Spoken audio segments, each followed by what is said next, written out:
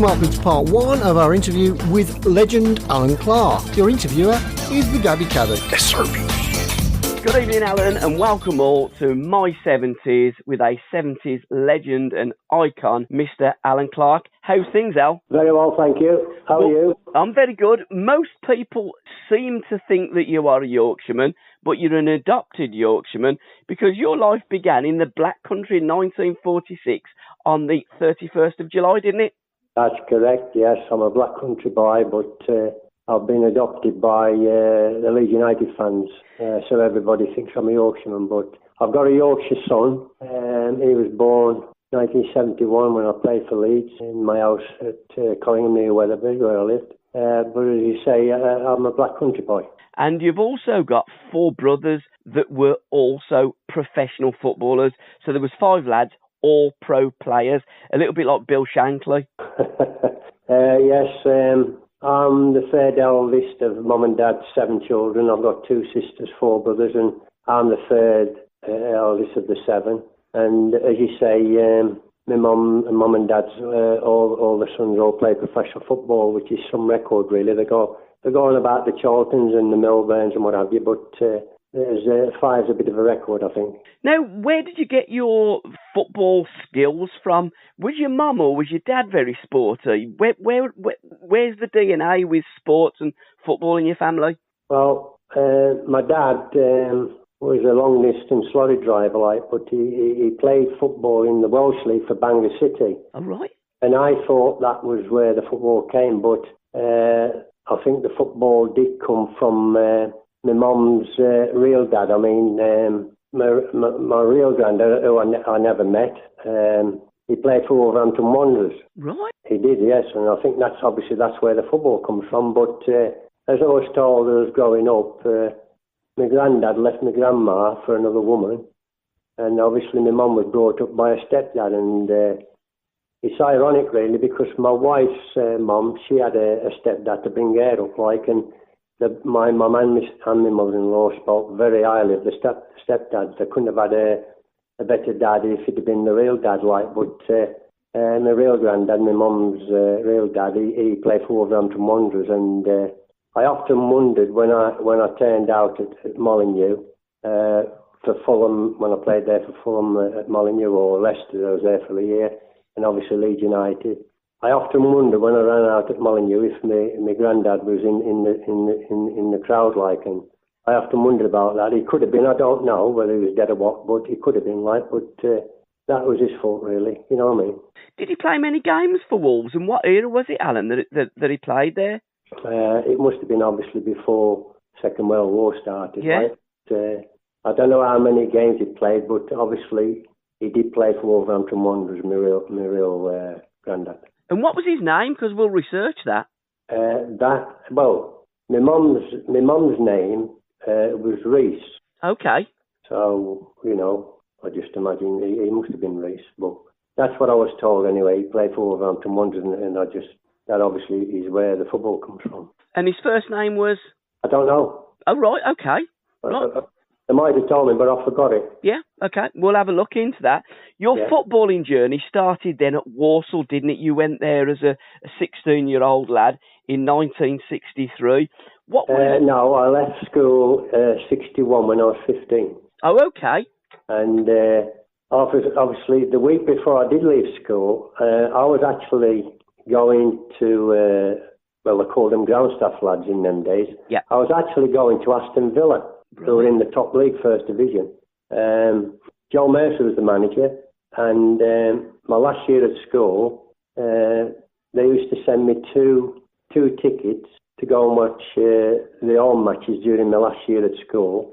So my dad and I, every home match at Villa Park, we used to go and about a week before I was ready to leave school, I came home from school and I said to my mum and dad, I says, I'm not going to Aston Villa. I mean, during that last year as well, I used to go training with the first team squad at Aston Villa, and they had Jerry Hitchens, who played for England. He went abroad to Italy.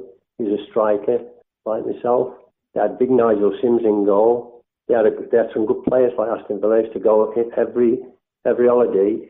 In the last year, I used to train with them, but people what I'm going to say now, they can't believe what I'm going to say, like, because I came home from school and I said, I'm not going to Aston Villa, Dad, I'm going to go to Walsall, because when I left school in 1961 at 15, I was only 4'5" high, not 5'4", 4'5", and I know, they used to call me Tiny Clarke when I played for my school and South East Staffordshire, my district side, and my county, Birmingham County. I was only like, they used to call me Tiny Clarke, being so small. So I went to Walsall as a ground staff lad rather than Aston Villa. And then you progressed into the first team, didn't you? That would be 1963, I'm guessing. You played 72 games and scored 41 goals. That is an unbelievable amount. In the third division, yes. Yeah, but again, for a young kid, that is an unbelievable amount of goals. It's almost, well, it's over one every other game, isn't it? I think so, yeah. Obviously, I made my debut at, I was 16 and a half. And but when I did leave school at 15, Walsall, they just got promotion from the third division to the second division. And but obviously, my first year there, they got relegated from the second division because obviously they're not a big club, they ain't got much money, and they got relegated back to the third division. So I'm in like my second season, and when I was 16 and a half, I made my first team debut, and the manager at the time, he played me 5 or 6 matches, but obviously I'm feeling the strain, so he took me out to give me a bit of a rest, like. But obviously he knew I'd had played in the first team. He knows I wanted to play more. And at 17, I was probably their number one striker. So instead of waiting until I was 18 to sign me professional, they signed me professional at 17. And as you say, I was banging goals in the third division. But obviously, I was ambitious. I wanted to play in the top league, which is the first division. And in 1966, I met my wife, she's from Nottingham, and only girlfriend I ever had, and we met at Margate when we were both 17, and I knew when I met her that's the girl I'm going to marry, which is ironic, really. And we'd arranged to get married on her birthday in 1966, which was in the close season. Her birthday is June the 11th. And we got married on June the 11th, so I'd be still 19 because I was like, my birthday's in the July. But I had my break to get into the first division. And I would have loved probably a West Midland club like Wolverhampton Wanderers, West Bromwich Albion, Aston Villa, Birmingham City, big clubs. I would have loved them to come in for me, but I had to go out to London, to Fulham, who gave me a chance, like, and I'm very grateful to Fulham Football Club for giving me the chance to play in the first division. It is quite incredible because when you do look at football and, you look back, we look forward as well, but when your career's finished, you look back at your career, and when you look at football, you probably, well, I don't think there's any probably, you're the greatest central striker that's ever come out of the West Midlands. And we missed you.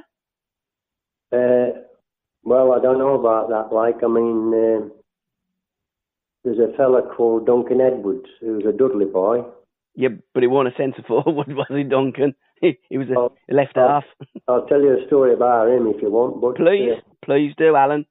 When I went into management after my career finished, I went into management. I had 12 years of it.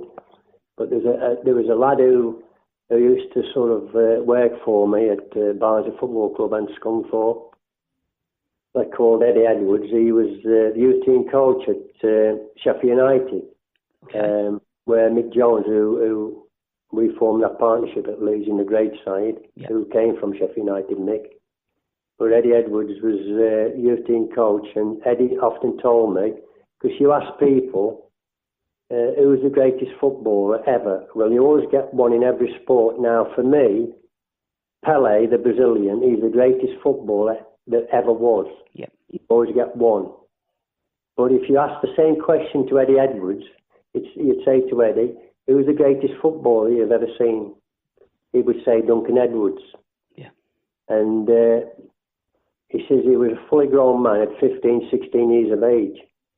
And apparently, Eddie was telling me he's in charge of Sheffield United's youth team, and the FA Youth Cup, which is equivalent to the FA Cup, you know, with the professional clubs, but with the youth, it's equivalent to that. So Eddie says they drew Man United at Bramall Lane, and Jimmy Murphy, who's Matt Busby's assistant, he was in charge that night. Anyway, they actually drew with Man United at Bramall Lane, Sheffield United's youth team.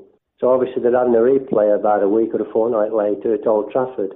So Jimmy Murphy went to see Eddie, and he says, Eddie, he says, your lads have done you proud tonight, but he says, when we play the replay a week or a fortnight, he says, you haven't got a prayer to beating us. He said, because we've got a young man, and he says, a young lad called Duncan Edwards, he was 16, he says, he's a wing half, but he says, when we play at Old Trafford, I'm going to play him at centre forward. He got 4 goals that night. A great story. Great players can play in any position, I guess. That is correct. And similar to John Charles, you know, at Leeds United and at Cardiff, when he went over to Juventus, yes. John was a centre half, and then when yes. Jackie Charlton come into the Leeds team, he moved up to play centre forward and was probably one of the greatest players at centre half and at centre forward was John Charles. That's correct. So you're at Fulham, you're banging goals in again, 45 goals in 86 games. Vic Buckingham was your manager, and you're a West Bromwich Albion supporter, and one of your first early memories is of Vic Buckingham's team winning the FA Cup in 1954, wasn't it? That is correct. As I say, 1954, my dad bought us our first television, and BBC used to sort of cover the FA Cup final every year, like from Wembley. And you can imagine, there's an 8-year-old boy. I got up Saturday morning, cup final day, and the final that year in '54 was West Bromwich Albion against Preston North End. Yeah. And as you say, being a West Midland boy, I was a West Brom fan. I think I liked the blue and white striped strip, like, you know. But I didn't go to the Hawthorns very often from Shorty because it was 2 or 3 bus rides away. I used to go up to Molyneux in the 50s to watch Wolverhampton Wanderers, and to be fair, Wolverhampton Wanderers in the 50s, they were like the number one team. Like, they had tremendous players like Williams, Billy Wright, he got the first 100 caps for England, Jimmy Mullen, little Johnny Hancock, he had a shot as hard as Peter Lorimer, who played with me at Leeds United. Great players, and as I say, they were a fabulous team to watch. But as I say, I watched West Bromwich Albion in '54, and Ronnie Allen scored the winning goal from the penalty spot. And I can remember the captain, Len Millard, going up to the guest of honour to receive the trophy off the guest of honour. And I thought to myself, well, when I grow up, I'd like to play in an FA Cup final. And as I say, I did. I played through my career in 4 FA Cup finals, but I only ever won it once. But I won the big one, as I call it, the Centenary Cup final, when the Queen was there to present it to our captain, Billy Bremner. I remember it very well, and we're going to talk about that wonderful diving header from a Mick Jones cross a little bit later. We're still going to stay with Fulham a bit, because whilst at Fulham, you were playing with the great Johnny Haynes, the first £100 a week football player, and Bobby Robson was central midfield as well, wasn't he? Yeah, and George Cohen, who was the right back, who was obviously played in the World Cup winning team in '66. They had a nice mixture of youth and experience. There was actually three lads just broke into the side before I joined them. There's a lad called John Dempsey, a centre half. Yep. There was a lad called Les Barrett, who was a left winger. Yep. And a lad called Stevie L, who was up front. They were similar age to me. They broke into the side a few months before I joined them on transfer deadline, which was middle of March in 1966. And but when you look at Johnny Haynes, him and Bobby Robson were our 2 central midfield players. They're both about 34 at the time, coming towards the end of the career, where I'm 19, trying to make a name for myself in the top league. And obviously Johnny Haynes was the king, first £100 a week footballer, captain England at all levels, wonderful, wonderful player. And I can remember meeting my new teammates on the Friday morning, and Fulham in them days didn't have a training ground, but we trained on Craven Cottage on the Friday, and then you'll never believe this though, the next day we were playing Leeds United at Ellen Road. Yeah. And I can remember Johnny Haynes, the manager says, right lads, off you go and get a bath, Anyway, if you've ever been to Fulham where you come out in the corner, yep, which they still do now, remember Johnny Haynes saying, Alan, come here, son. So obviously, whatever he does, he's the king, and he got 3 balls, and he says, right, I'm going to take 3 corner kicks. So he said, tell me, the first one, he says, what part of the goal would you like me to hit? I says, near post. So I put the ball down. He had about 2 strides backwards, and he came up, bit of bend on it. He hit the near post. I was really impressed with that. So he says, right, the second one, what part of the goal would you like me to hit? So he did exactly, I says, crossbar. He did exactly the same again, bit of bend on it. 2 out of 2. He says, right, the last one, he says, then we better get a bath because the boss will be after. So I says, near post, and he got 3 out of 3.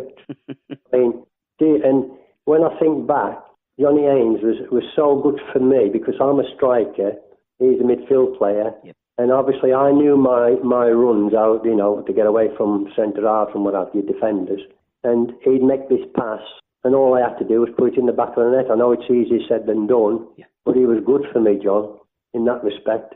But what a wonderful, wonderful player he must have been in his prime, But he spent all his career with Fulham, and I believe there's a statue outside Craven Cottage, which I'm looking forward to see, because I'm going there on Saturday when they play Leeds United. One of the greats and one of the all-time greats ever to put a football kit on was Johnny Haynes, nicknamed the Maestro. And in Jimmy Greaves' humble opinion, the best England team was in 1982 when Johnny Haynes was in the middle of the park. And I think many older people would also hold that up because Johnny Haynes was different class. But Fulham were coming to, like you said, 34 and 34 apiece, Robson and Haynes, and Fulham are a club that's never really pushed on, if we're absolutely honest. And you wanted to play at the top level. Leicester City come calling. How did that move come about? Because Sir Matt wanted you as well, didn't he? Yeah, man. Well, Bobby Robson, I played with Bobby about 15, 18 months, and then he retired. Yeah. And he gave me a lot of good advice, did Bobby. And I thought, and he thought he had a job abroad, but nothing materialised from it. But we were struggling at Fulham, as it always was. They weren't a club with big money, or if you like, and it was a smashing club. But for me, they didn't seem ambitious enough. I think they were quite happy. This is the impression I got. They were quite happy to stay in the first division. Well, I'm sorry. Your football career goes quickly now. It wasn't about money, as far as I'm concerned. I wanted to win a trophy so as you win a medal. Yep. Then by the time you end your career, you say, well, that's what I won as a professional football player. Yep. And they gave me the impression they were quite happy just to stay in the first division, but I wanted more. So I remember Bobby having me in his office, and it looks as if we were going to get relegated that season. And he went, Man United. He said, although I want to keep you, he says, if we get relegated, but he says, if I get the right offer, I'll let you go, which was very good of him, because he says, I know how hard you've worked to get in the first division. Yeah. So a few weeks later, he has me in, and he says, Man United has offered a British record transfer fee of £150,000. Which was a lot of money in them days. Yes. You look at football today, it's not even a week's wage today. They earn more than that in a week. Yeah. But it was a lot of money in them days. So I was living, my wife and I were living in Chesington in Surrey when I played for Fulham. And he said, Matt Busby and Jimmy Murphy are coming down on the train from Manchester, so if you drive up to King's Cross and meet him off the train, like, so I did that. And everybody in the world knew Matt Busby and Jimmy Murphy. And I saw the train coming, like, and he pointed to the taxi rank, and we went and got a taxi. And I saw this taxi, this Cockney taxi man, like, he recognised Matt Busby and Jimmy Murphy, but he didn't know me. I'd be 21 at the time. Yeah. And he said, just drive around London. So he says, we'd like you to sign for Man United, Alan. I says, I will, Mr. Busby. And they'd got Charlton Law and Best at the time then. So anyway, we come back and they catch a train back to Manchester. I drive back home to my house in Chesington. And about a week later after that, Bobby has me in his office and he says, Leicester City's coming with the same bid. So on cup final leave, they used to have like a cup final rehearsal match. It would be England against young England, under 23s. Yeah. Well, I was playing for the under 23s against the world champions at Highbury. And Bobby says, the chairman of Leicester's coming to the match. So after the match, when you have a bath and got changed, go into the reception at Highbury, and he'll come and see you, like. So played the game. I actually scored a couple of goals that night against the world champions for the under 23s, and I'd had a bath, went into the reception, I waited 20 minutes. I got fed up because I didn't know what the chairman of Leicester looked like. He knew what I looked like. But after 20 minutes, I got in my car at Ivy and I drove back to Chesington. And my wife says, I says, no, I says, I don't know. I says, I got fed up after 20 minutes. So my phone went within 20 minutes of getting in the house. This is Friday evening. And it's the chairman. He says, where are we? And I said, well, I waited, like, but I got fed up. He said, well, can I come and see you? I said, yes, you can. So he was staying near King's Cross Station, and he eventually got to our house, and he says, right, I'm catching the 9:30 train back to Leicester tomorrow. Would you and your wife, Margaret, come and meet our manager, Matt Gillis? I said, yes, we will. So we caught the train to Leicester, got to Filbert Street, I met Matt Gillis, and I thought, I can play for you, pal. So I mean, when I meet somebody for the first time, I either like you or I don't. I'm not saying I dislike Matt Busby. Yeah. But I thought I can play for this guy, and I signed a 2-year contract there and then. So at 21, I turned down Man United. So it was just a simple fact that you really connected with the Leicester City manager, and you actually wanted to play for him, for That's Leicester, right. rather than Manchester United. That's right. That's right. Yeah. And to be fair, a great move, because you got to the FA Cup final in 1969, didn't you? But the manager had lost his job during the season, and you didn't particularly get on well with the incumbent manager, did you? No, I think that sold Gordon Banks, the goalkeeper, to Stoke before I signed for them, because obviously they've got a young lad called Peter Shilton, and they couldn't hold him back, like, and they had a similar team to what Fulham had, where they got youth and experience. But as you say, halfway through the season, we're having a good cup run, but we're struggling in the league.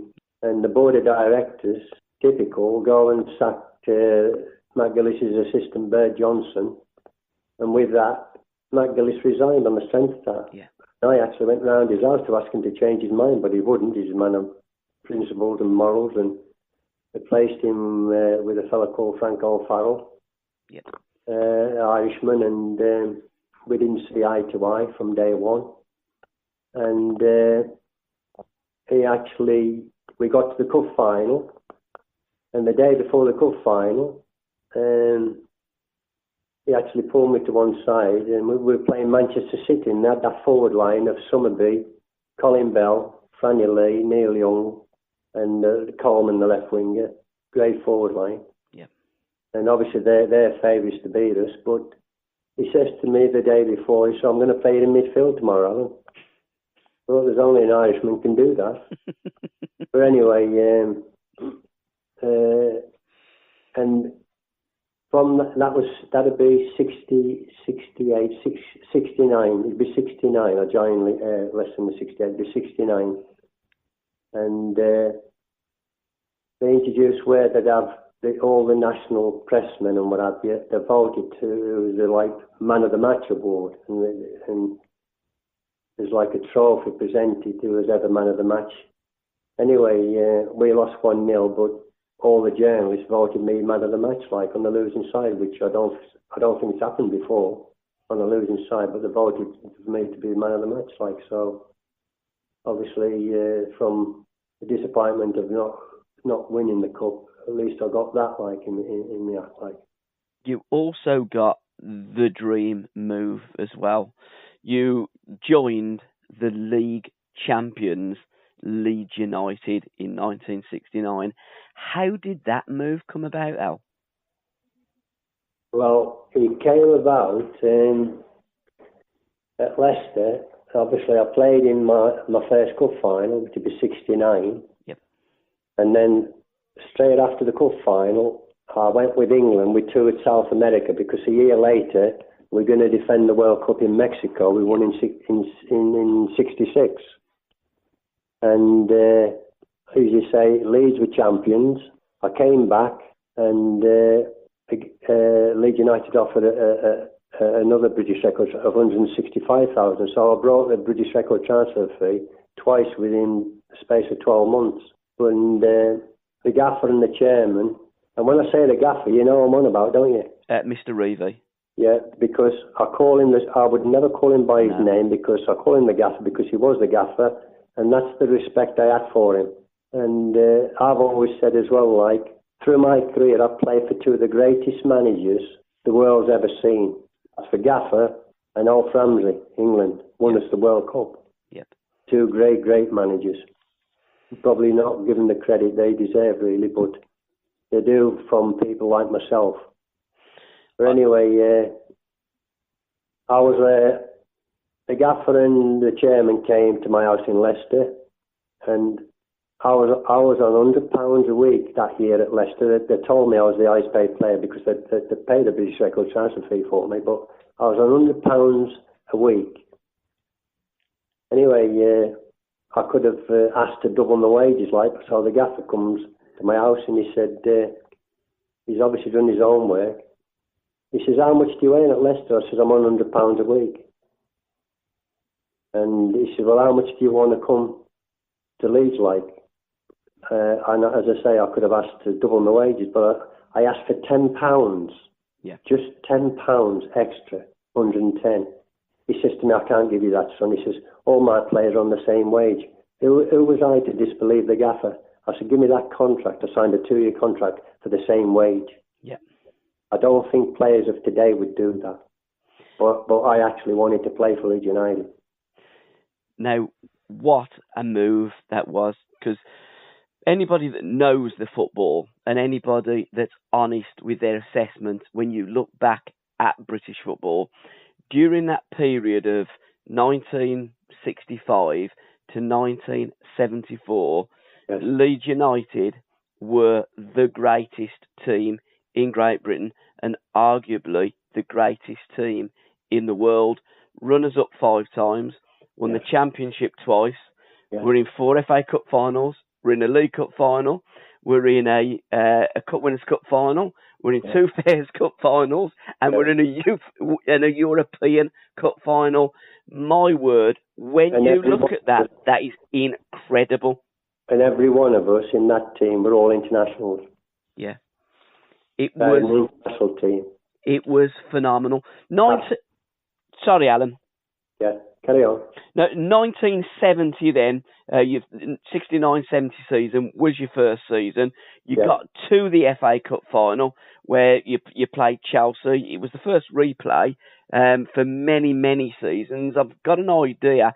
1912 rings a bell. It was a hell of a long time that we hadn't seen a replay in the cup final. It went to Old Trafford. Well, they didn't have the replay at Wembley. We went to Old Trafford, as you exactly, say. Yeah. And Everton picked you for the championship. So in 1970, you were actually going for the double. We were going for the treble in 1970. Because obviously they were league champions. Yeah. as you call the Champions League today, in my day it was called the European Cup, which is still the same trophy as the Champions League. The only difference is to play in the European Cup, you have to be champions of your country. Yep. Today, the European Cup, i.e. Champions League, you can finish third or fourth and still play in the European Cup. Yep. All down to money. Yep. But a lot harder in my day to win the European Cup than it is today. Oh, 100%. As you said, you had to be the champions of England to be in there. And you had to be champions of your country to play in the European Cup. Exactly. And you played Celtic, didn't you, in the semi-final? Oh, we went for the league and for the European Cup, and we went for the FA Cup. Now, we finished runners-up in the league. We finished, got to the semi-final of the European Cup against Glasgow Celtic. Yeah. And we lost the FA Cup replay to Chelsea. Now, we played a total, my first season, we played a total of about 72, 76 matches. Yeah. Now, our gaffer always wanted his best 11 every match. And grandmas and granddads can name the great Leeds United side from Gary Sprake to Eddie Gray, the left winger. They can go through it now. Yep. Now, we played, as I say, 72, 76 matches, runners up in this and that, never won anything, but you never heard our gaffer and you never heard any one of his players moaning and groaning, well, we're playing too many matches. Yep. We just got on with the next game or the next season.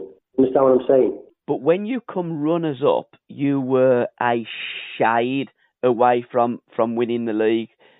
For instance, in 1970-71 season, the season after, it was that game at Ellen Road where there was the offside goal and Jeff Astle scored it.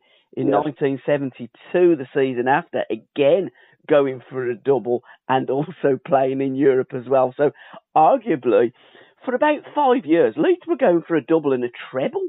It was phenomenal, the success of Leeds United, wasn't it? With almost the same players as well that played in every game. If you think about from 1967 to 74, we were probably top league in the world, as you say.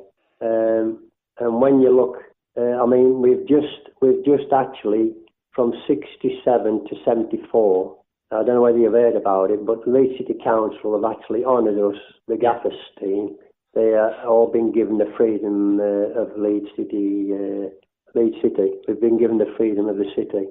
And I think that's the first team ever to have won the freedom of the city, which is obviously, we're very proud of that. The only thing with that is that I'd have liked it to have come earlier when the Gaffer and Billy and Paul Maley was alive, but obviously it's a great honour to be given the freedom of Leeds City Centre by the Leeds City Council. It certainly is, and I have to say, long overdue as well, because I always think that the best way to market any city is by the football club, and Leeds United, if they go on to play another 100 years, will not get a better team than what they had. They'll never have a squad of players, ever. No, I don't think so. In the lifetime, I mean, my grandson's 24, Leeds United fanatic, but even in his lifetime, they will never, ever have a squad of players like that either, ever. It's a one-off, that. It's a one-off. SRBMedia.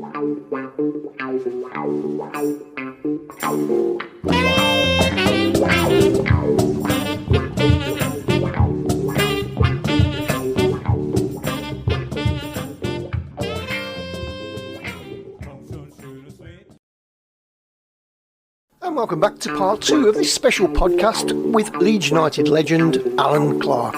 Now, we did say that we was going to mention the 1972 FA Cup final because it was the first FA Cup final that I watched in colour TV. You beat my team, Birmingham City, thanks very much, Alan, on the 15th of April 1972, 3-0 at Hillsborough. You were playing Arsenal in the 1972 FA Cup final, which was the same as when you played in the League Cup final in 1968, and it was the same outcome, wasn't it? You won 1-0. Gary Cooper got the winner in the League Cup in 68, I think it was. Yeah. and we beat them in the FA Cup 1-0, and I got the goal. What was it like? Because it was a centenary, wasn't it? I remember as a kid we used to have little silver coins that we put in. I think it was from Esso, a little booklet. Have you any recollection of those coins? I remember the World Cup. Yeah, it was very similar to that, if my memory serves me right. Yeah. I remember you get some petrol for the World Cup, and they give you like a World Cup coin, and it could be like all the squad, like yourself and Bobby Moore and Bobby Charlton and all that. Depends on what you get like. So, but I don't remember the centenary one. Yeah, I'm sure they did, because the Queen gave Billy the cup, didn't she, in 1972, because it was the centenary. The Queen was there. That's what I'm saying. I played in 4 FA Cup finals, but I only ever won it once, but I won the big one, the centenary, when the Queen was there to present it to Billy Bremner.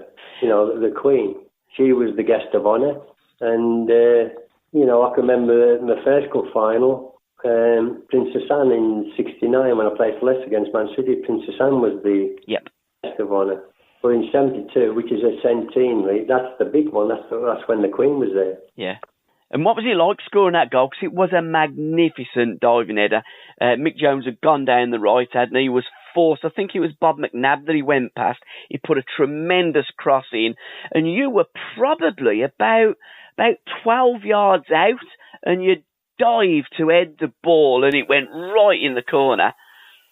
Well, how it came about, Frank McClintock and Peter Simpson were the two centre-halves for Arsenal, and how the build-up to the goal was like, I got the ball on the halfway line, about 15 yards from the touchline, and it's where the dugouts are, where the managers and the coaches sit. And I actually slipped, and Frank McClintock got the ball, and it stood on my hand, 6 studs on your hand, which gives you a bit of pain, like. Yeah, I bet it does. And I remember Frank playing Alan Ball, who was in the centre circle. He passed the ball to Alan Ball. And Alan Ball then tried to pass it tried to find Charlie George, who was Arsenal's main striker. Yep. And Paul Madeley intercepted the ball. He then gave the ball to Peter Lorimer, who was our right winger. He's in the centre circle. Mick Jones, my striking partner, was opposite end to me. He's over on the right wing. And Peter passes it to Jonah. And I saw Billy Bremner pass me, like, and I'm in some pain here, like. But anyway, I saw Billy and I thought, I better get in the box here. So Mick's going down the right wing, and Bob McNabb comes to confront him, and he goes past Bob, and he just crossed the ball. I actually thought a right foot volley, and I thought I fancied my chances with a right foot volley, but when it was got about 10 or 15 yards from me, it started to dip, like, and I'm thinking to myself, it ain't going to reach me. So, as I say, I dived, and as soon as I headed that ball, I knew it was in the back of the net, because there's many a time I've scored goals, and before the ball hit the back of the net, I've been like half celebrating, like, whether it's come off my head, my right foot, my left foot. You know it's in, like, and I knew it was in. And obviously, it turned out to be the winner, like, and it was unbelievable. I mean, you know, from previous 3 occasions there on the losing, but to actually win it, and it was a centenary as well. It's absolutely magnificent. And so pleased for all the fans of Leeds United, because, you know, I can remember 65 watching Leeds against Liverpool, like, and they lost that one as well. Yeah. So it was lovely for the fans to be cheering the winners on, winning the FA Cup.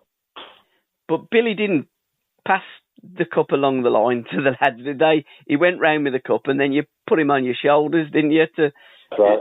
Pete Lorimer and I picked him up, like, and then all the rest of the lads turned around and joined us and got a photograph. But obviously, the striking partner, Mick Jones, was in a lot of pain, like, he dislocated his shoulder, like.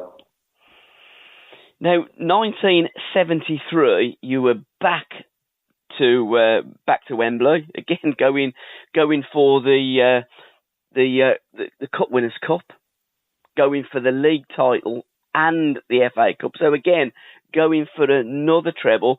This time you played Sunderland, and to this day, Alan, I'll still watch that shot from, was it Peter Lorimer's shot, and Jim Montgomery save, and you still can't believe that he didn't score. Yeah, we should have scored. I think if we'd have got that one, then we'd have got 10. But as I've always said, the best team doesn't always win the FA Cup. It's like, I know it's no cliche, but you've probably heard it yourself that says, that club's name's on the FA Cup this year. Yeah.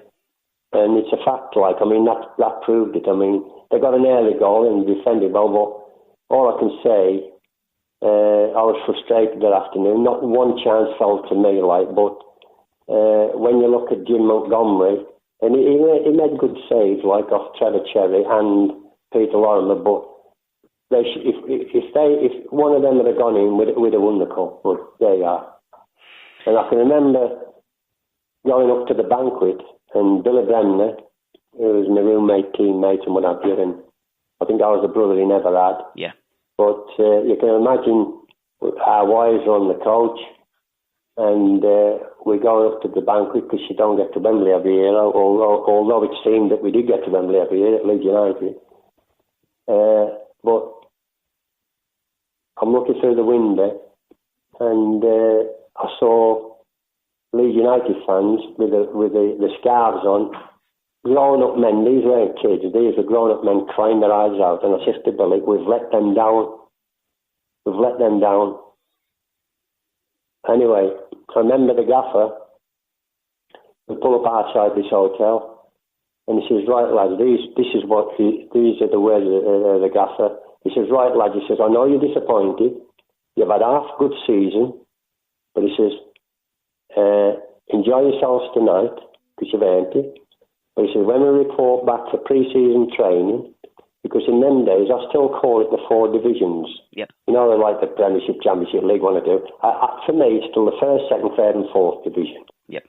And pre-season training, that's the hardest part of a professional footballer's season, because all the hard work you put in morning and afternoon to get to that fitness, and they are super fit. In any era, you are super fit as a professional footballer. And we used to have 4 weeks. But he says, instead of having 4 weeks pre-season training, he says, we'll have 5 weeks and we'll sweat blood. And by Christ, did we sweat blood. But before that pre-season, you'd still got the little fact of playing in the Cup Winners' Cup final in Greece. Yeah, well, I didn't play in that. No, you didn't. Neither did Billy and neither did Johnny. How come? The reason being, we played... I'm trying to think of the semi-finalists we played against. A good team that were. We played this team in the semi-final. I can't think of it. Where isn't it, Paul? Yeah. But you can look it up anyway. Yeah. You can look it up, but what a team they were. And we beat them 1-0, but this centre-half who was marking me, he was fouling me all night, and I'm saying to the referee, come on, I want some protection here, like, and he said, keep playing, like.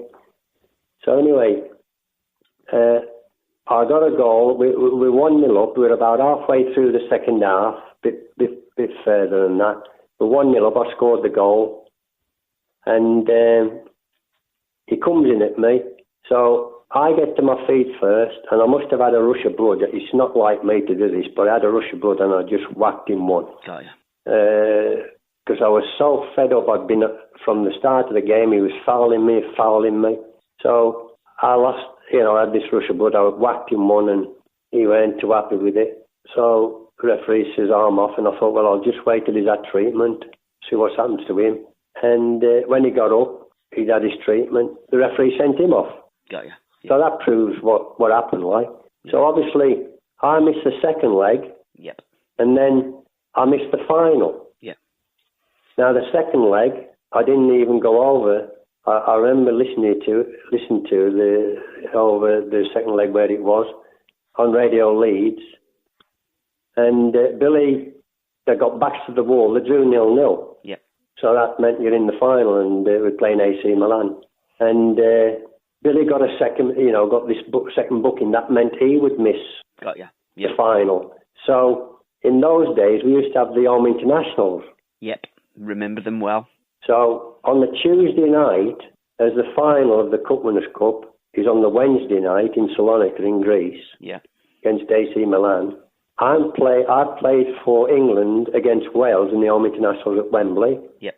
And Billy as captain Scotland at Hampden Park against Northern Ireland. Now, I was praying and I was listening to it in my car, in the car park at Endon, where we used to stay, like with England. And if it had been a draw, we'd have flew over for the replay. Yep.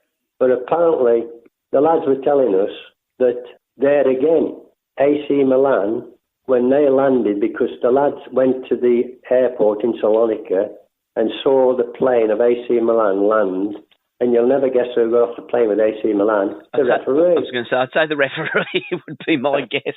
The referee got off them. Yeah. And some of the tackles they were doing, yeah, it was absolutely scandalous, so they're telling us. Yeah. And in the end, it was, if you hadn't laughed, you'd have been crying like. Yeah. It was ridiculous. But it was proven that it'd been got at. Yeah. And it was proven in the European Cup that this Frenchman, he said before the European Cup final, this will be my last match, it was proven that he was got at. Yeah. But there was no replays because it was Leeds United. Yeah. And unless you're a Leeds United fan, the rest of the world or the nation hates you. But we love that anyway. We created that because we beat everybody. Exactly. And that's the thing, isn't it? You know, when you have a team that's that good, it's a team that people hate because they want to beat you, and more than often they can't beat you. Well, what really pleases me, Paul, is that I think as I've got older, because like when I was a player, when I was younger, I mean, you go on holiday with your family, and I could lie in the sun all day, like. But as you get older, half an hour, I'm thinking it's too hot, like. So, yeah. Every time I go with my grandkids now and on holiday, and we're all together, and I might have a bit of lie in the sun for a bit, then I get a bit fed up, and I thought I'll go and have a cup of tea or a glass of water or have a glass of wine or something. And people, elderly people, married couples will come up and they'll recognise you and say, Alan, they shake my hands. I'd like to thank you for all the pleasure you gave me when you played for Leeds United in England. Yeah. He says, this is my wife. She knows nothing about football, but she can name the great Leeds United from Gary Sprague to Eddie Gray. She can name through the teams. Now, we won silverware, but we should have won a lot more. Yep. But the reason we didn't win a lot more is because it's hard enough trying to beat opposition without trying to beat match officials. Yep. And it was proven, but nobody did anything about it. No replays or nothing. And I can understand why our fans, Leeds United fans, wherever they go and watch Leeds United players and back more have you, and you lead it yourself, they'll go, champions of Europe, champions of Europe. Yeah, we're champions of Europe because we got done by a referee who got bought by Bayern Munich. Definitely did. 1973-74 season with Leeds United, you went on that amazing unbeaten run, 29 games, which you was going for Burnley's record of 30. Well, that was like when I said to you earlier about the Sunderland Cup final, where I said to Billy, I saw them, I said, we've let them down. Yeah. And then the gaffer says, you've had issues, we'll sweat blood. First match of the season, I think they were playing Everton, I think. And they had some good players that Paul Harvey, Kendall in midfield, Joe Ryle up front, Brian LeBron, the captain, lovely lad, Gordon West, the keeper. That's some good players. And I think we were playing Everton first match of the new season. And our gaffer, 1 o'clock, team talk, 3 o'clock kick-off, Ellen Road. Right, lads. Because for that decade, we were the top team, like, and if anybody wanted to win anything, they had to get past Leeds United. And he actually said to us, I've had a little thought during the close season. He says, I'd like you to go all through the season unbeaten. Now, when you look at the Football League then, the first division, although we were the top team, there was probably before the season starts, there's probably 10 or 12 teams we can win this First Division Championship. You ain't getting that now in this Premiership. No. Because it's not a level playing field. Yep. That's the difference. It's not a level playing field. Money's taken over. But he says, I'd like you to go through. And then we looked at each other. And that's when we went 29 games unbeaten. I remember Bill Shankly at Liverpool. He had half decent side at Liverpool. And he was not only a rival manager with our gaffer, but he was great pals with our gaffer. Yes, he was, yeah. I remember Bill Shankly doing something in the paper just before Christmas. He says, if somebody doesn't hurry up and beat Leeds United, they'll have it won by Christmas. Yeah. So our 30th match, we're away at Stoke City at the Victoria Ground, and we actually lost 3-2. Yeah. So we've lost one game in 30 matches. But in them days, we played 42 league matches, where they only play 38 now, but we played 42 in our day. Yeah. But we'd lost one, from the start of the season, we'd lost 1 in 30. So our 31st match, the following week, we were at home to Tottenham Hotspur, Jimmy Greaves and co. Yeah. And you know his team talk the following week in the Players' Lounge at Ellen Road, 1 o'clock. This is his team talk. Right, lads. Last week's result, to say I was disappointed would be an understatement. Now he says, I'm going to tell you lads something. If you lads can't do the business, I'm going to get the chequebook out. We went and stuffed them 6. Yeah. You no need to have said that to us because that's the way they were. But unbelievable. But then you had a little bit of a faltering, didn't you? Because I remember Burnley went to Ellen Road and won 4-1. And there was a couple of games, I think you went to Anfield and got beat. You actually ended up losing 4 games that season. Yeah. And you won the Football League Championship at Loftus Road because Liverpool had already won it by the time it played the QPR. Because Liverpool had got games in hand, and remarkably, I think Liverpool lost all 4 of their last games, didn't they? So by the time you'd gone to Loftus Road... the last match was at Loftus Road, and when we ran out, we were champions anyway, before we played them, like. Yeah. Now, in that period of the 70s, you changed your badge because you used to have LUFC, and then you'd had an owl, and then you had the kind of LU smiley face. Smiley face, yeah. Yeah, you got the marching on together and the Leeds United football song. You also, as well, used to go on the pitch and wave to the crowd, and you had them tie-ups, the tags, didn't you, on the socks? Yeah, a lad called Paul Trevelyan. He's a commercial artist. It was his idea to wear the tags. Oh, was it? Blimey. And Paul is a good friend of mine. He's a Tottenham fan. Yeah. But he came up and had a word with the gaffer. And it was his idea. I remember the 70 Cup final against Chelsea at Wembley. We ran out with plastic balls, blue and white balls, Leeds colours. Right. Threw them into the crowd. That was his idea. But these tags we wore, obviously you got your number on. I was number 8. Billy was number 4. John was number 9. And we were told at the end of every match, just throw them into the crowd like to the Leeds fans.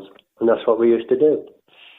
And also another thing, which was his idea, which had never been done before, but it's been going on for years now, but we were the first team to do that. Les Cocker, our coach cum trainer, as they call him in them days, he was also the coach trainer with Alf Ramsey in England. Yeah. But this was Paul Trevelyan's idea, that we came out and he sort of warmed us up, like, you know what I mean, Les?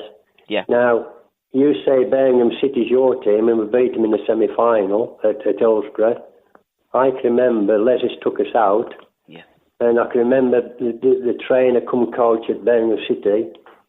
They came out, but they were so disorganised. Trevor Francis was playing that game as well in that match. Yeah. They were so disorganised, they didn't know what they were doing, like, but ours is organised. We're the first team to do that, where every club does it now, every team comes out. But Leeds United, through Paul Trevelyan, we were the first team to do that. Wow. I didn't realise Paul Trevelyan had got such a... Oh, yeah. Yeah, we're so well in there with Leeds United. Now, the gaffer has left. England have come calling, and there's not many managers that turn the England job down. So he went off to manage England. I want to go back to 1973 after this, but Brian Howard Clough was the manager of Leeds United. Don Revie wanted Billy and Johnny Giles to take over as joint managers. The chairman obviously didn't listen. And Clough, for many, was the people's choice for England. And Brian was on Mike Yarwood, he was on Parkinson, he was on everything. He'd won the league championship in 72. There was a little bit of needle as well. Well, to say the least, there was a little bit of needle, because any chance that Brian could, he really put the boot into Leeds. So if ever there was a manager that wasn't set for Leeds United at that time, it was Brian Clough. What was it like that first day when Cloughie walked through the door at Leeds United? Well, obviously pre-season, which as I said earlier, is the most important part of the professional footballer's season, where you put all the hard work in. Yeah.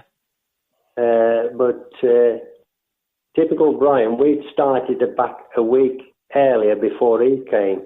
Got you. He was still sunning himself in Spain somewhere with his family, where you'd have thought, you know, he's coming to a new club, the importance of pre-season. But typical Brian, he went going to mess his holiday up with his family, and he came. We'd had a week before he came, but I'll tell you now, when he come through the door and introduced himself to us individually and that, and wished us all the best and what have you, he was a very nervous man, I'll tell you now, meeting us. You know, you think of the arrogance of Brian Clough and that, but he was a very nervous lad meeting us, I tell you. Did he say that you can get all your medals and put them in a dustbin because you've cheated? Absolutely, he said that, yeah. Yeah. Because I would have thought that Brian would have come in there and said, look, what's been said's been said. You are the greatest team that we've ever seen in this country. He said that after. Yeah. He said that after. He said it's just sour grapes. Yeah, now if you'd have said that before, surely then he'd have got you players on side rather than winding you up and got your back up, because he said some not very nice things, and to Eddie Gray, he was very scathing, wasn't he? He said to Eddie, he went through all of us, Paul Reaney, great player, dirty so-and-so. I'm not swearing, but you know what I'm about. Yeah. Gary Cooper, great player, dirty so-and-so. Norman Hunter, great player, went through all of us, came to Eddie Gray. Eddie Gray, he says, for how long you've been at this football club, son? He says, you should have played a lot more matches. Now, Eddie Gray used to have, like, muscle problems and cost him, you know, he didn't play a lot of matches. And that's, you know, when I hear somebody say that player's injury prone, I don't like that word. I think you're either lucky or unlucky with injuries. And Eddie was seen as a young lad, he had this muscle injury. So, I mean, Brian, when he said that, it's quite funny, really. But I think that day he found out how close we were, like, because when he said that to Eddie, he said, if you'd have been a racehorse, young man, you'd have been shot 5 years ago, which is quite funny, but, like, we didn't find it funny. Yeah. And I think he found out that day how close we were to each other. Because you were literally a band of brothers, and Don Revie. The gaffer created that. He created a family. It was a family. And when I say family, everybody, like, who worked for the gaffer, backroom staff, coaches, like lads who went and reported, watched teams and what have you. Everybody in the administration, the secretary, he created this family atmosphere. Yeah. And we were one big family. And to be fair, we've just been given the freedom of Leeds City. Not only the players, but everybody connected with the club at the administration side, the coaches and the family, you know what I mean? Yeah. It was a one big family. He created that, the gaffer.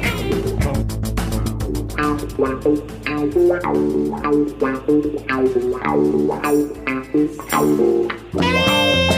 why do you, in your honest opinion, Al, why do you think Cloughy failed? I mean, there's people that says he didn't have the players on his side, the players wasn't playing for him. The Leeds United team, you were all getting to a certain age, and probably one or two players would be moved out within the next few seasons. But Brian, if memory serves me right, I think did he bring in Duncan McKenzie, John O'Hare and John McGovern quite quickly? Was it just too much too soon? What's your opinion? I think, looking at Brian, how, Brian's arrogant. He'll say he's arrogant and what have you, and he'll call a spade and what have you. Yeah. I've nothing against that. I mean, I tend to be like that if I was honest. And I'd rather have people like that than someone who are two-faced and what have you. Yeah. But the way I look at it, I think Brian Clough was the right manager at the wrong time. Yep. And what I mean by that is that great side, and I'll tell you now, call me biased, but that's one of the greatest teams this country's ever seen, ever likely to see. I agree. Because when you think about it, and they go on about Alex Ferguson with the famous six, if you like. Mm. Well, let me mention the famous Gary Sprague, David Harvey, Paul Reaney, Terry Cooper, Jack Charlton, Norman Hunter, Peter Lorimer, Billy Bremner, and Eddie Gray. Now, I don't know how many I've counted there, but if you look at that lot I've just mentioned, compared with the famous six, I know I would have in my team. Yeah. I know I'd have in my team. Mm-hmm. Now, that great side, only three players he bought was Josie from Man U, Mick Jones from Sheffield United, and me from Leicester City. You know what I mean? Yeah. Now, when you look at that, when Brian came in, as I said, he was the right manager at the wrong time. Yep. Now, if he'd have come, because we're all getting older by the time he came, we're all getting older. So if he'd have come when majority of that Gaffer's team weren't there anymore, it would have been a lot better for him, if you know what I mean. I do, yeah. Yeah. Because how do you better what he's done for that club? Very, very difficult. You almost can't. I remember the famous interview with Don Revie and Brian Clough on Yorkshire TV, and Brian says, well, I wanted to win the league better than you did, and he says, well, you can't. You can't. And for what Leeds United did, I mean, we said that at the early part of the show, when you look at the runners-up, when they won the league, everything that Leeds won, almost impossible to replicate that or better that. Like you said, do you think that was one of the reasons that... I'll tell you another thing, Paul, while I'm remembering, because I tend to forget it at 73 years of age. But, you know, like the FA Cup third round draw? Yep. It used to be on the radio. It's on television now, but it used to be on the radio on a Monday lunchtime, didn't it? Yeah, it did, yeah. Do you remember that? Yes, no, I do, yeah. When the FA Cup third round, where the first and second division clubs come into it, like with third and fourth and non-league. Well, across the road from Ellen Road, there used to be a calf called Sheila's Calf. Yeah. Which ended up, Terry Orriff went out with the daughter of the people who owned the calf. Right. But we called it Sheila's Calf. Now, after we finished training, all of us used to go into this calf, but we'd go into the back room, which is like their lounge, the owner's lounge, if you know what I mean. Yeah. They'd make us a cup of tea and that. And we'd be listening, all the players, after training, that's how close we were, we'd listen to who we've drawn like. Yeah. All the time. I mean, that's the spirit of the club. We were like one. If anybody kicked one of us, we all bled. Yeah. You know what I mean? And with Don Revie going to manage England, and Brian had said in that interview, you must have been so close to going to England, because I think you wanted a pop at the European Cup. And Don Revie said, yes, you're absolutely right, I did. Yeah, that's right. Being hypothetical, and we can't do that because you were all of a certain age, if you were all, say, in your mid-20s rather than your late 20s, and the team was almost ready to be broke up, I personally, looking from the out, looking in, I don't think Don Revie would have liked to have broke you up with the closeness of Leeds United. And I think Billy always said this. Yeah. And I tend to agree with him, is that the gaffer, he couldn't have said to any of us, well, I'm not going to pick you anymore, son. And I think you're right. You're thinking that. You're all right. He wouldn't have wanted to do that. He wouldn't have wanted to do that. I mean, no, that's how close we were. We're like family. Yeah, I don't think there's, again, been a club as close as what, Leeds United were, because, I mean, you used to play carpet bowls and bingo, and it was something that Don Revie brought to England, but it didn't work with them players, because some things you can do with the club side, you can't do with the international team, can you? Because of course you can, because you only see them about 6 times exactly. Where you're seeing them every day. Exactly.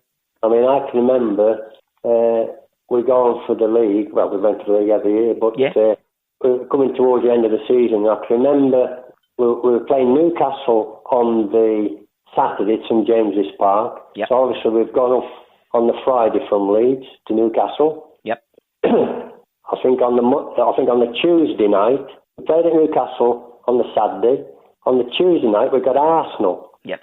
And I think Arsenal were just above us or something, but if we beat them, and I think Big Jag got the winner, so we went above them, but on the Tuesday night.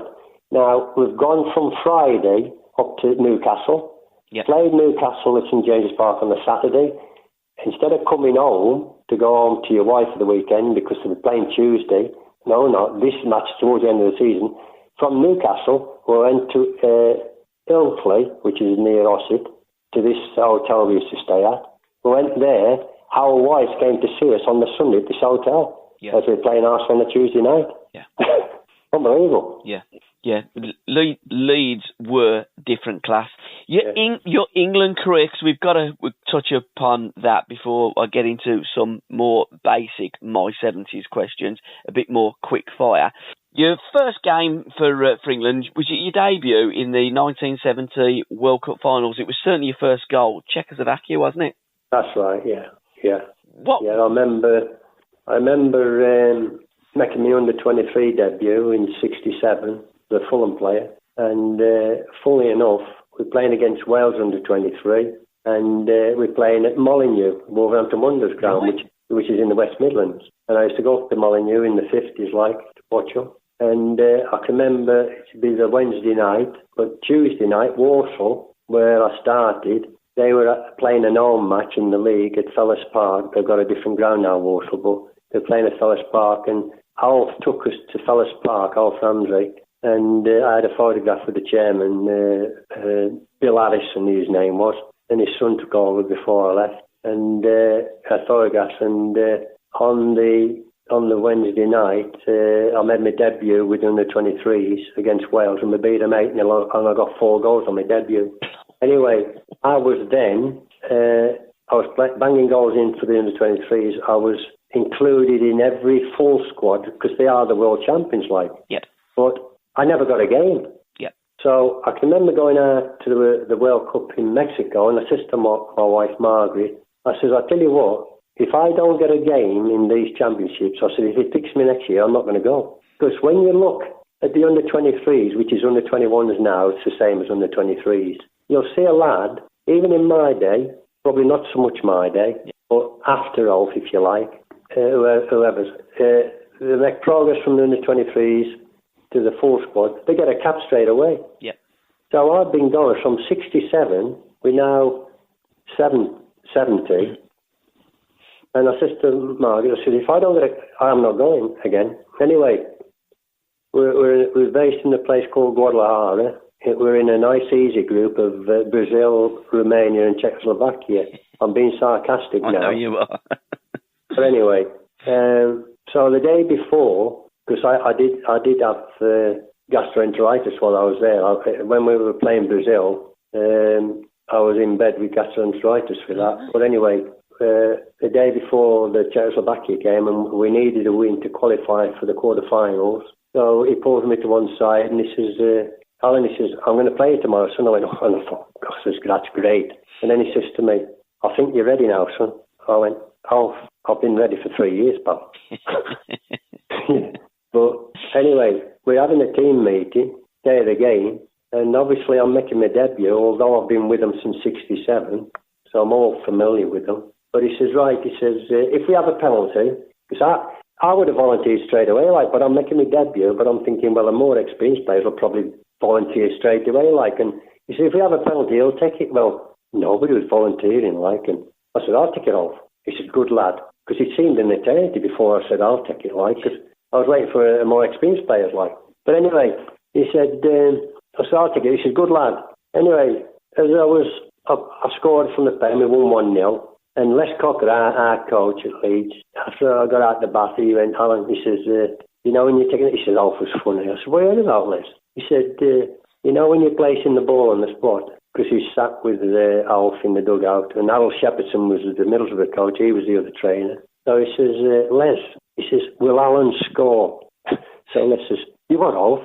He says, will Alan score? So he says, I said to Alf, he says, Alf, you can put your mortgage on him, he won't miss. I sent him the wrong way. Lovely story. Another penalty that you didn't miss was against Poland. The wrong way as well, and Cluffy called him McClowney, got voted goalkeeper of the tournament in West Germany, Tomaszewski.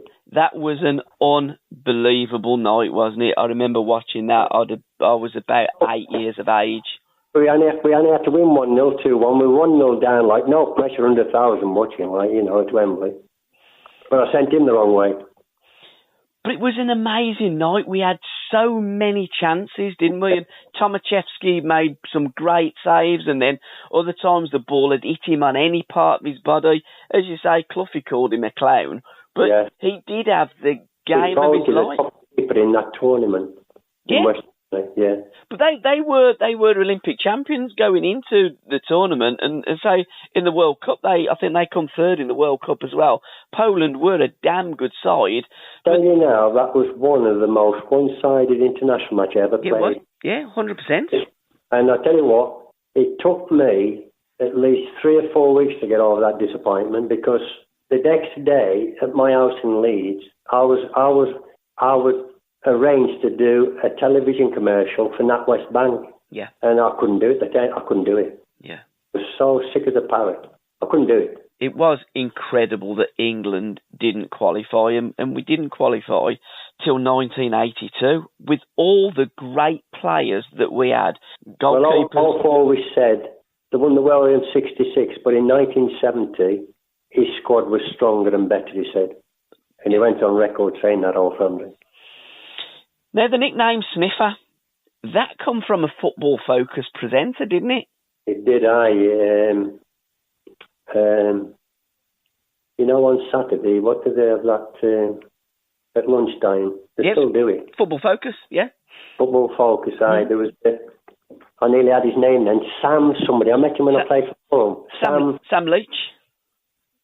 Is it Sam Leach? He was a Scottish lad, wasn't he? I'm not too sure, because he's a little bit before my time, but it's spelled Leitch. I met him. He was based in London, and I met him when I played for Fulham. Sam, he was the stockiest. He was definitely a Scottish lad, but he used to use Football Focus. Well, our gaffer, we always like to watch Football Focus, which comes in at 12:30 till 1 o'clock. Yeah. So whether we're playing at Ellen Road on a Saturday afternoon, or if we're playing away from home, we'd be in an hotel, so we'd have a room just for the players and that. And the gaffer, he let us watch Football Focus, and he'd have his team talk at 1 o'clock in the hotel or in the Players' Lounge at Ellen Road. So we're playing Man United. I'm in the second season now. Yep. And this is where the name Sniffer came from. So we're in the second season. We're playing Man United, Charlton Road and Best at Allen Road in the league match. So it is Sam Leach. You've got his name there. It is Sam Leach. So he said, Oh, he says, Leeds, and we're all sat there quietly, like. So he says, Leeds United against Man United, Ellen Road this afternoon. Now he says, the player that Man United will have to watch is Allan Clarke, and it shows you my first season banging a few goals in for Leeds. So when the cameras went back in the studios in London on him, it's all quiet like, and he says, because like my nickname when I went there, because everybody got a nickname, because I was 6 foot, they used to call me Big Al. Yeah. Although I was thin as a rake, they used to call me Big Al, like. That was my nickname, Big Al. So he says, so when they show you these goals, he says, that's why his teammates call him Sniffer. Well, they just burst out laughing like, and it stuck. and everybody, and I mean everybody, even the gaffer and even away teams and that, like, call me Sniffer. That's where I got it from. It was his fault. Did you like that nickname? Pardon? Did you like that nickname, Al? Oh, I didn't dislike it. I mean, it's just like a compliment. I sniff goals out. You didn't just sniff goals. You scored great goals as well as sniff them in the 6-yard box. I think when I hear people now, when I see people and that, and it is right. I mean, when you're kicking a football, Paul. Yeah. You know when you go for power and you drive it. Yep. You go for power, but the side of your foot. Yep. You can get more accuracy than if you're trying to go for power. Do you understand what I'm saying? Now, Billy had a gift about this thing, but I could hit a ball with the side of my foot as hard as if I'm like with my instep, if you know what I mean. Yep. And it must have been a gift I had, because Billy says, I can't believe how hard you hit the ball with the side of your foot and you get more accuracy. Yep. But I've heard people refer to me that says, if you ever saw Allan Clarke, he says he passes the ball into the net. Yep. And that is correct. And you don't see too many strikers who've got that. In fact, I ain't seen anybody. You know what I mean? Pace and place. Yeah, but you get more accuracy because I've seen from the edge, I've scored goals from the side of my foot just outside the 18-yard box. Yeah. But I've hit the target where from there, 12 yards out, they've gone for power. It's like, been better than the bloody rugby goals, like, it's miles over. They go for power, pass it, and I did pass the ball in the net, left foot or right foot. And that's it, you were dual-footed, wasn't you? You'd score goals with your head, with your left foot and your right foot. But the thing is, though, when I left school and I joined Walsall, like, when you're born, you're either left-footed, right-footed. Yes. I was a natural right-footed, and when I was at school, my teacher never said about, practice with your left foot, Alan. I just did what I did, like right-footed. Now, when I joined Walsall, I used to get, the coach saw that I couldn't kick with the left foot. And to be, particularly as a striker, and as Paul Trevelyan calls, he don't say I'm a striker, he says he's a finisher. Yep. Big difference, he's a finisher. He calls me a finisher, not a striker. Well, you were one of the greatest finishers that we've ever seen in British football. I was up, it's our centenary year this year at Leeds United, and yes it is. United Trust Fund, they hired this shop in the Merrion Centre in Leeds for a month, showing the memorabilia. Anyway, the chairman invited me to go and talk to the fans and what have you. Yeah.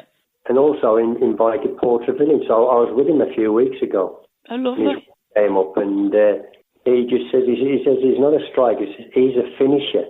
And he says, I tell you now, he says, this is Paul Trevelyan talking to all the fans, the real fans. And he said, I'm a good friends with Jimmy Greaves. Yep. And now he says, Jimmy Greaves envies Sniffer Allan Clarke because he says, he scored the winning goal. Now he says, Jimmy's played in the cup final, but he hasn't actually scored the winning goal. It's like, there's been more goals in it, if you like, but he says, he actually won 1-0 and he got the goal and he says, I really envy Allan Clarke. This is Jimmy Greaves telling Paul Trevelyan. Is it a favourite goal that you scored? I mean, one of my favourites of yours was, I think it was Tommy Docherty's first game for Manchester United as the new manager, and the ball's come out. You've picked it out the sky, I think, with your right foot. You've turned and you've just... Was that at Old Trafford? Yeah, it was at Old Trafford. Yeah, it was a tremendous goal. That was. Yeah. Have you got a favourite, Alan, that you scored out of your many goals for Leeds in England? In answer to the question, there's like every goal I scored, I enjoyed every one of them. Yeah. Every one of them. But I mean, the Leeds fans, obviously, the goal at Wembley, whether it's a diving header, whether it's a right foot, left foot, it's the only time we've won the cup. They'll always remember that. But like, they're all important to me. Yeah. It's like we were 1-8 against Barcelona, first leg of the European Cup at the Elland Road, and I got the winner, made it 2-1. We took a lead over to the new camp. It's important. But I can remember like my first visit to Anfield. I was playing with Fulham, and I think Liverpool that year won the league. But Johnny Haynes, George Collin, Bobby Robson, Graham Leggett, youth and experience, we beat them 2-0, and I got both goals. And my second goal, I went on a run about 10 yards. I picked the ball up 10 yards inside Liverpool's half, opposite end of the Kop, and I went past Tommy Smith, I went past Chris Lawyer, and Tommy Lawrence, the keeper. I did him on his near post, and I remember when I got back home on the Sunday at my house in Chesington, I remember reading the report on it, and Bill Shankly, the manager, says, Allan Clarke's second goal was one of the finest goals I've ever seen at Anfield at that time. So some of them more special than others, but to me, all goals, enjoyed every one of them. If you could replay one game that you've ever played in, what game would you replay and why?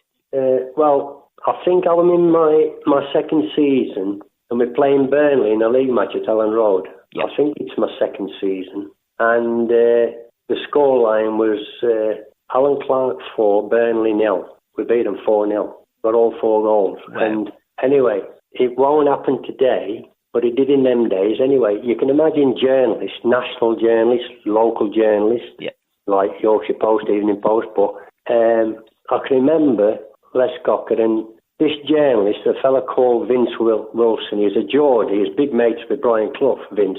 A lovely man. He died a few years ago, but he was living in Cheshire, and he used to go over there, and he'd come over here, him and his wife. And the big mates with Brian Clough. And he loved strikers, did Vince. So reporters and that, they couldn't get anywhere near the dressing rooms now, but they did in them days. But anyway, Les Cocker, this is what Vince told me after. Les had gone out to get some ice from the training room to bring back to the dressing room. And Vince says, Les and Vince knew, Les knew Vince. Like, he went, Les, he says, hello, Vince. He says, listen, he says, I need to talk to Allan Clarke. He scored 4 goals, like, you don't score 4 goals very often. So he says, Les says, oh, he's in the bath. So he says, go in the dressing room. He says, what? He says, you can go in the dressing room, and he says, he'll get out the bath in a minute. So when I come out, walking out into the dressing room from the bathroom with some of the lads, I saw this fella, and I'm thinking, who the hell is he? He sat in where my clothes are, like, to put my suit on and that. Anyway, he said, oh, my name's Vince Wilson. He says, I write for the Sunday Mirror. But he says, you've scored 4 goals, like, you don't score. He says, I wonder if you could just take me through it. And the way Vince Hughes went on with him, he said, the way he just went bang, bang, bang, and he just, as if it's easy peasy, like. And we became great pals, Right. And as I say, he went on holiday, him and Nora, with Barbara and Brian. And actually, Brian Clough, Vince told me this, when Cloughie and Peter Taylor of Forest, they were playing either Liverpool or Everton. So Vince, where he lives, Cheshire, is not far near Manchester, he used to go across and see him. And he's having a bit of, this is a Friday night, he's having a bit of meal with Brian and Peter. So Cloughie says to Vince, he says, Vince, how much do you owe on your mortgage, like? He went, what? He said, how much you owe on your mortgage for your house? So Vince says, I told him a figure. He says, excuse me. So he says, he's left me with Peter Taylor. He comes back, and thousands of pounds what he owes. He says, there's the check. He says, pay it off. He went, he paid his bloody mortgage off. Flipping heck. You know, you don't see that side of other people, you know what I mean? Yeah. But he paid Vince's bloody mortgage off, Brian Clough, because he writes for the Sunday Mirror, and Clough used to have a column every Sunday, like, through Vince, and he's earning money off that, like, so he's just repaying him, if you like. Unbelievable. But Cloughy was a very generous person. Oh, yeah. He? You know, he could cause an argument in a telephone box at times, but blimey, was Brian Clough a very, very generous person as well. Paid his bloody mortgage off. Yeah. Have you got any lucky ground that you played on, Al, or any unlucky ground? I always liked playing at Anfield. Okay. Even with Fulham, because I think the impression I got, and as I say, my first visit, and we won 2-0. Yeah. Both goals for Fulham. But obviously, like all, whichever club you support, you want your team to win every match, which you hope they do, but they don't. But even at Anfield, the Liverpool fans, what I noticed on my first visit, you play good football, they will applaud you. Yes, yeah. You know what I mean? So that impressed me, that. So I always look forward to playing at Anfield. If you could have a conversation with anyone, a one-to-one with anyone, dead or alive, who would it be with? If I could have what? A conversation, a cup of coffee, a beer, a cup of tea, a one-to-one conversation with anyone, dead or alive, who would it be with? Billy. Sorry? Billy Bremner. You were very close, wasn't you? You and Billy. Yeah, I think I was the brother he never had. Yeah. Yeah, I think since he's passed away, which is about 22 years, I think now. Yeah. I wake up and every day of my life, I think about Billy some part of the day, and I will to the day I die. And I've always said they don't make players like him today. What was special? What was different about Billy Bremner? Because, I mean, he was a great midfield player, and he scored a lot of goals from midfield play, and also a lot of important goals for Leeds United, didn't he? Absolutely. And I mean, people say to me, who was the best player you ever played with or against? Well, I played against Leeds before I joined Leeds. Yep. And I played with some great England players, i.e. Bobby Moore, Gordon Banks, Alan Ball, Bobby Charlton. But for me, best player I played with and against, Billy Bremner, without a shadow of a doubt. He got absolutely everything, world class, absolutely. I mean, as you said, he scored a lot of goals for Leeds United, and he scored a lot of vital goals as well. He'd got everything. I mean, if you saw Billy in training, pre-season, we used to go on like 5-mile runs to get stamina. The gaffer used to give him 15 minutes start before he set us off because he weren't interested. Yeah. But give him a ball, put a ball to his feet, he'll run all day. Yeah. That's the difference. Unbelievable. What's your most prized possession from your playing career? My best pride, I think. Well, that's a difficult one because everything's got its... I mean, obviously, I did win the league. Yeah. I won the FA Cup. I would have loved to have won the European Cup. Yeah. But, well, as our fans shout, Champions of Europe, I'll go along with that. Yeah. But, and obviously, like anybody, as a professional, to represent your country, you can't ask any more than that. I mean, I was so proud making my under-23 debut against Wales at Molineux, but to make my debut for the full team in a World Cup in Mexico, to retain it is even better, like. So, whatever sport you do, to represent your country, you can't ask any more than that. Yeah, absolutely. But that's very proud. The only thing that I regret is that I should have had more caps when I was Wolverhampton's number one, but I got 19 caps. I'm claiming 11 goals, but it might show me 10, but I played against Austria and I'm claiming an hat-trick, but they said I got 2, but I'll claim an hat-trick. No. So, bad, but... Do those goals against Scotland in the centenary game of 73, that the brace you scored, are you counting those as well? I think so. I don't know. I don't know. I was going to say, because you had a goal disallowed against Scotland in 73, and then when you played up at Hampden for the centenary game, you scored a couple. We beaten 5-0. I think you scored 2. Martin Chivers scored. I think it was Mick Shannon's first goal for England as well that night. Jimmy Grace played that night as well. Did he really? Gracie played with me that night as well, and Billy led Scotland out. Yeah. And I don't know whether I've told you the story about Billy, have I? What one was that? Go on. If you haven't, tell me. No, towards the end of the game, we're 5 up or something like that. Yeah. And Martin Peters plays me a ball, but it's not coming to me quickly. And I saw Billy Bremner take off and I'm thinking to myself, I'm dead here. But I wanted to lay it off to Bobby Charlton, but I can't shy away from it. Yeah. Because they'll say, oh, he's chicken Clarke, but I couldn't shy away from it. I saw Billy take off. But anyway, when he got about 5 yards off me, he just pulled up a bit. Yeah.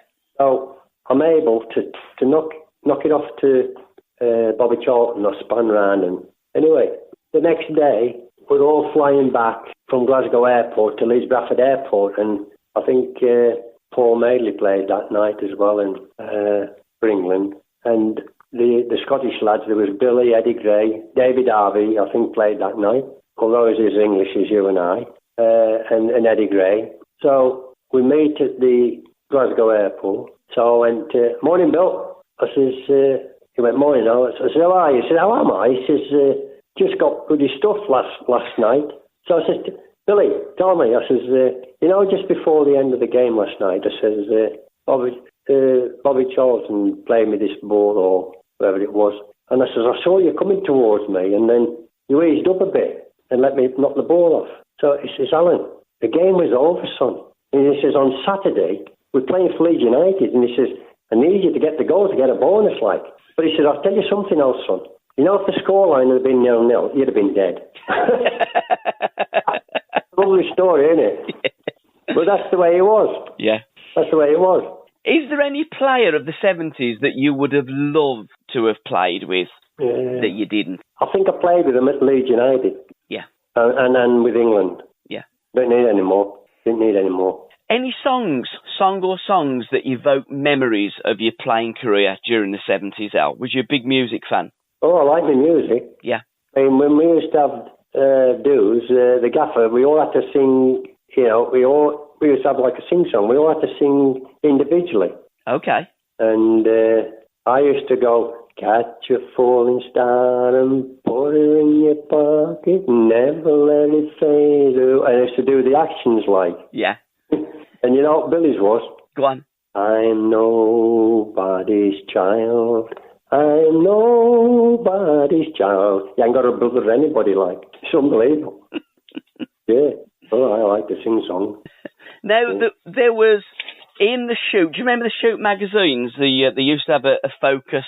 I do. I did a few articles in that. Yeah, you did. Well, we're going back to one. It was about 1974. It's a bit of a quick fire here.